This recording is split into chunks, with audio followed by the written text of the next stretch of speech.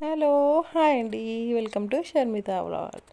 So ఇక్కడ వచ్చేసి నేను పార్క్కి వెళ్ళిన వీడియో చూపిస్తా, ఫుల్గా స్కిప్ చేయకుండా చూసేయండి.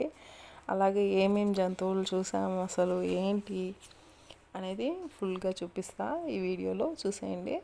సో ఇది వచ్చేసి జలపాతం కాదు కానీ వాటర్ అండి. వాటర్ కొంచెం చూడడానికి బాగుందని ఇది కూడా వీడియో తీసేసాను అనమాట.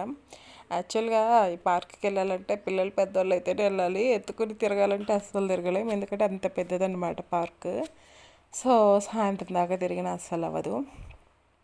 ఇంకా మేము ఏమేమి చూసాం ఏంటి అసలు పార్క్లో ఎలా ఎంజాయ్ చేసాం అంతా నా వల్ల అయినంత వరకే షూట్ చేసిన అనమాట.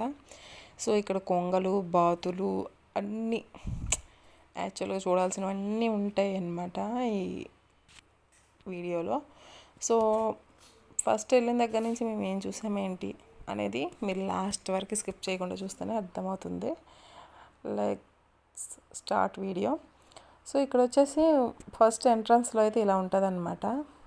ఇంకా మా పాప అయితే మేము వెళ్ళిన దాకా పడుకునింది, అప్పుడే లేచింది, కిందకి దిగేస్తానంటే దింపాను అనమాట, అటు ఇటు తిరుగుతుంది.